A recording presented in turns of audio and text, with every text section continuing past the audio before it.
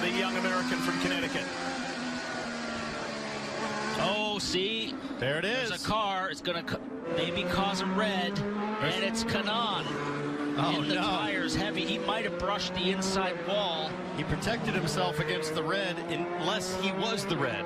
When you get off into the tires at that corner, it's at the end of the straightaway. I saw a car in the IMSA series yesterday got into the tires.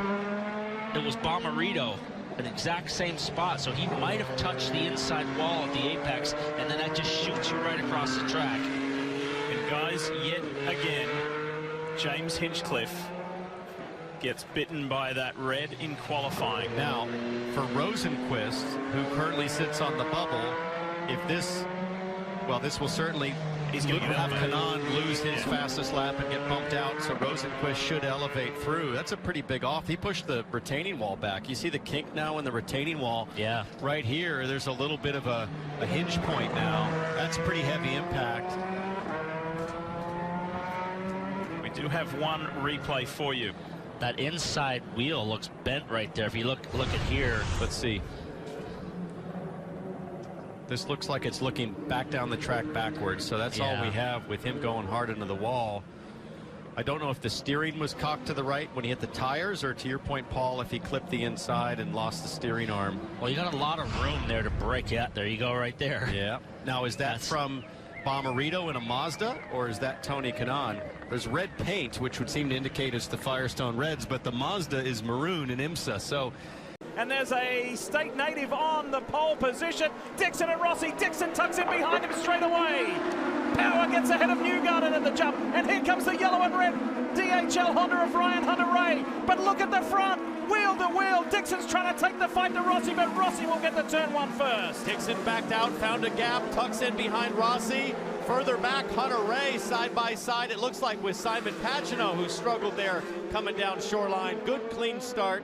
But it was Rossi with the jump. Rossi got a nice jump, pulled out a little bit of a lead on Dixon. Dixon tucked into the draft as we look at Colton, and Pato Award has gotten by him. But Dixon tried to make the move down the outside, but played it smart. Rosenquist down the inside of Marco. Problems for Spencer Piggott. Bad weekend gone worse. He started dead last, and he spun out two cars. Oh, so we got a wreck at the second corner here. Jack Harvey on the right in the Auto Nation Sirius XM Acura, and he's tangled with Marcus Ericsson. 3 cars in trouble on the opening lap after what was a clean start, and Jack Harvey finds himself up in the garden bed at the iconic fountain. That's how you cut the grass, isn't it, Townsend? I'm worried he's going to get a fine from the California Coastal Commission for native vegetation damage. That's, you know, it's one of the unique things here. There's no inside wall there. It's literally just a garden all the way to the fountain. AMR safety team on the scene as quickly as possible. Definitely nose damage there, so he is run into the back of Harvey. We'll take a look at it here further back in the pack. Nose camera here. It all happened up in front. Hard to tell who did what, but looked like Harvey was rotated perhaps after contact from Ericsson. Oh, big hit on Beach. That's like a 405 freeway log jam right there.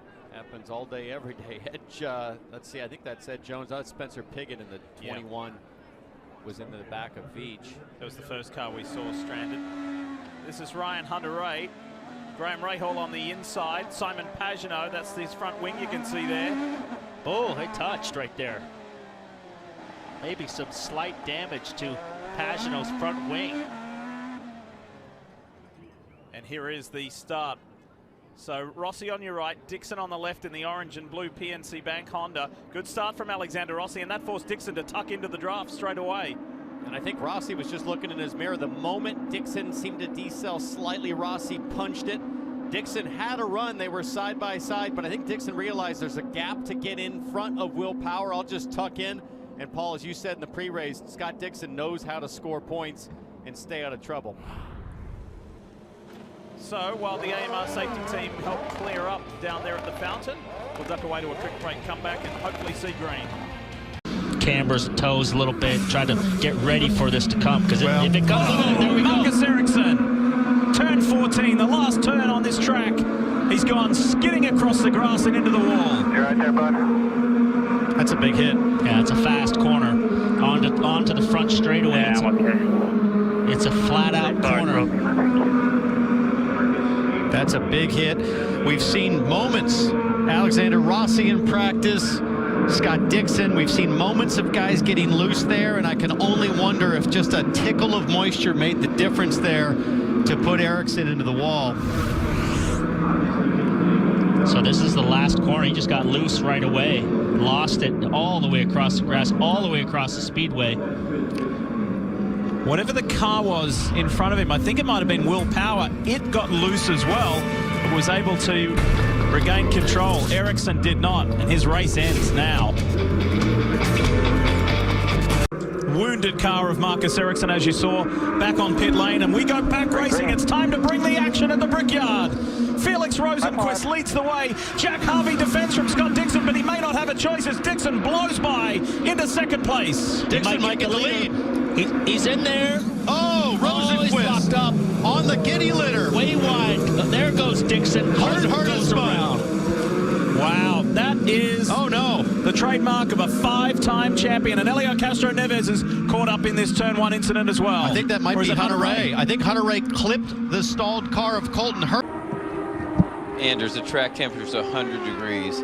Yeah. And 69 degrees. It can't get much better, can it? No, it's absolutely perfect. It really is. And of course, a little bit of sun peeking through, so that helps generate that track temp, and just pounding in the laps will keep increasing that temperature as well. So really, really ideal conditions here. Oh, and a big hit there for Fernando Alonso.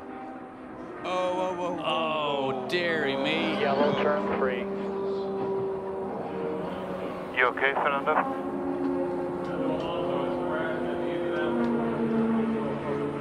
Oh boy, Fernando Alonso into the wall, picked up that dirty air from the car ahead.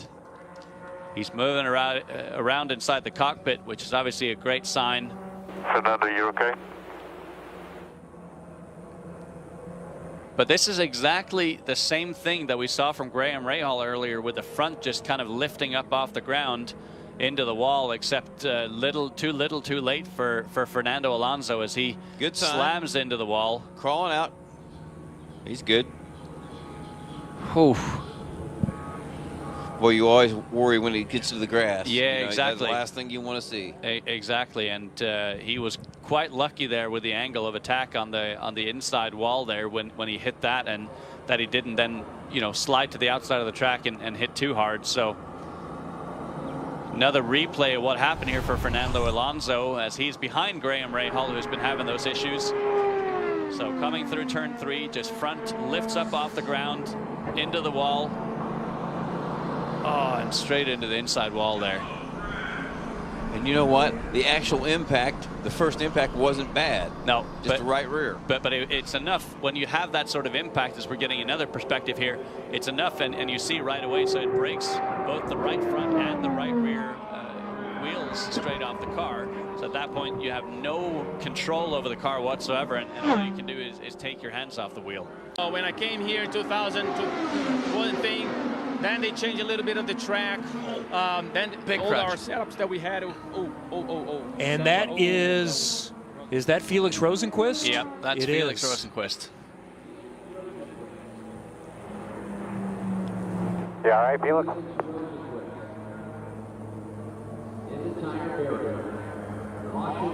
See him moving. We see him moving around. Copy, Felix.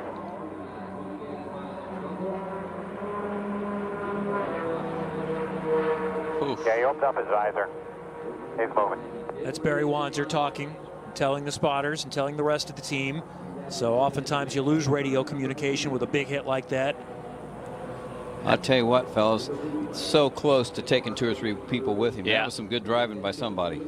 I tell you, and that was, we'll obviously get multiple replays here, but that started so early in the corner. He was spinning early in the corner and essentially spun to the inside of the grass and then moved. So be interested to see if that was dirty air that caused that to happen. There's the rear attenuator that we talked about earlier. So Sounds like very heads-up driving from a number of drivers. Exit of turn 2. Let's watch again. The blue and white car. Second in line behind Colton Herta. Oh, yeah. Just snaps. Oh, and Will Power just missed him. And that was Jack Harvey behind. Will Power dives down with great avoidance.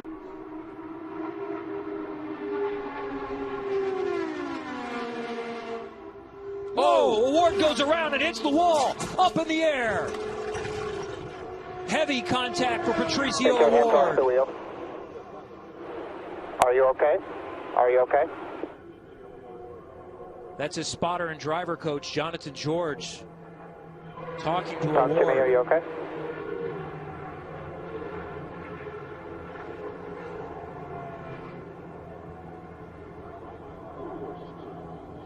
Pato, you copy, you 1-2. That's a good sign that one of the safety workers gave a thumbs up. See his hands moving. Okay. Yeah, okay, that's good news. Scary few seconds. On our screen. So essentially, the way the car spun was a carbon copy of Felix Rosenqvist, except the car didn't fully complete that 360 rotation. So he first hits with the front of the top. Oh, boy. Lucky not to flip the car. Yeah, it started to go over, but it stayed on the ground. And Indycar has done some things to try to keep the cars from getting too far up in the air. And it started on that process, but didn't get too far off and came down on all fours. Let's watch it slowly. So again, very similar, except again, doesn't get the same rotation as Felix Rosenqvist. And I think this angle of attack is definitely worse than the one that Felix Rosenqvist had. And look at how close he is to flipping over. And you see, if we can go back to that slow-mo shot there again and pause it while he's fully up in the air, we can show you what IndyCar's done from a technological perspective to prevent these things from falling over. But you see, trying to save it here. And that's just a vicious, look at how far forward his head goes. Oh boy.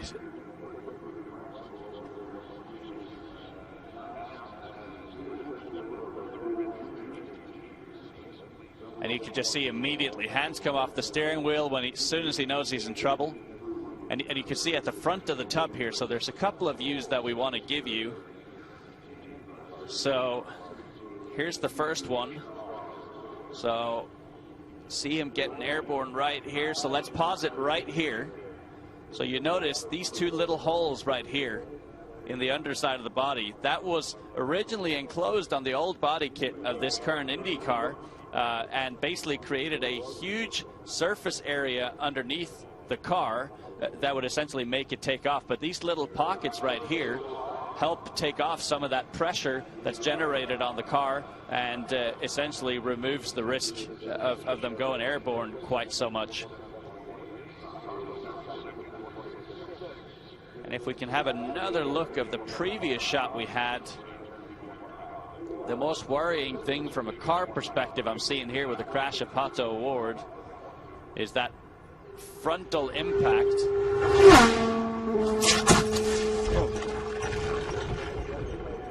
Man, that's a big impact.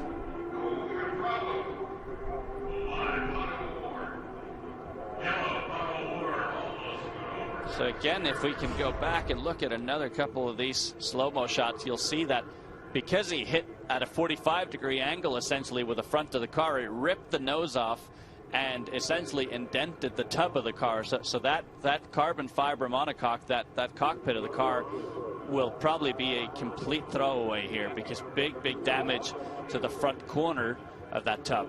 We'll get a good view of James Hinchcliffe in his hands here. So far through turn one, looks pretty good. How many of your qualifying runs have you Oh! Hinchcliffe with a big one! Big one. Up on its side, he lost it. at the apex of turn 2, it went loose, and it went around, and this is bad news for tomorrow, unless they've got a spare car ready to go. We have seen numerous big crashes this week. He was up high on the track, way up off the white line there, and it just pancakes the wall on the outside, just a dead flat hit, and it comes up on its side. It doesn't go over. We see it with these openings in the bottom of the tunnel, but right here it just snaps. Boom, flat pancake on the wall, and then it doesn't go over all the way because of that safety innovation with the holes in the floor. Look at this, Townsend, watch it go. Yeah, he's just high, and he's adding steering because he's going to struggle to make the apex, and that's a violent hit. And it's very similar to Pt.2 awards that he suffered earlier in the week on Thursday. It's also similar to Kyle Kaiser, where the car gets up and it goes sideways, but it does not go over. And that's a credit to Dallara. Got a good run right there. He's coming to you. He's coming to you. 25 to go. Inside move for the lead. Alexander Rossi Good job. takes the Napa Auto Parts Honda to the lead. Pagenaud now needs to save fuel. He can't let Rossi go. Oh, we got a crash. And that is what Pagenaud needed when he was in the lead. Sebastian Bourdais is in it. Sebastian Bourdais, Felix Rosenquist, Zach Veach, Charlie Kimball. This is huge. Pagenaud needed that to happen about 5 seconds beforehand. Will Power tiptoeing through. What has happened here? This is an up. Yeah, just two guys going for the same piece of road. They touch on the entry there. Bourdais holding his line, and Graham got it in there, and Bourdais turned in. He's in the grass. I don't know if Bourdais holding his line as much as is kind of giving him a little bit of the squeeze going down the back straightaway. Folks, remember that this is over 220 miles an hour. And look at Bourdais, tries to catch the slide, but it's too late. Car's gone, and at this point, Graham's up in the dirt and can't see anything in the tire smoke. And then the guys in the back in that tire smoke, you can't see. Look at all these guys. They're all hard. That was Rosenquist just flat lost it. Yeah, hard on the brakes. You can't see, and you're on the brakes, and the rear end comes out from you. Those guys are just trying to lock it down and trying not to hit anything. Look at Hunter-Reay trying to, just avoid Kimball. Speaking of Ryan Hunter-Reay, I bet you we've got an onboard of that. Here's a different angle. Oh, look at Bourdais' car climb. Veach is into the wall. Andretti gets through. Dixon gets through. Kimball doesn't. Rosenquist doesn't. Harvey does. Servia does. View from Jack Harvey. Outside. Yellow. Go low. You're low. Look. Look at, good job, buddy. Good job. Look at Ferrucci, fast by Ferrucci, goes sailing through the grass. There you go. Good job, buddy. Good job, Jack. Veach and Rosenquist came on way too hot. Look at this. Oh, it's a big hit for Zach Veach. Massive rear impact. Ferrucci threaded the needle and then cut through the grass into the wind of the warm-up lane and avoided all of that. And we were on our way to a record finish. The previous record, 26 cars finished in the Indy 500. There were still 30 on track, but a lot of cars out in this accident. What this is going to do now, no more fuel issues for Pagenaud. He's going to be able to go flat out now. So we'll see if he can get back by Rossi, because now with this yellow, it's going to take a little while to clean up. And we've just got word it's gone red, and that is really going to help.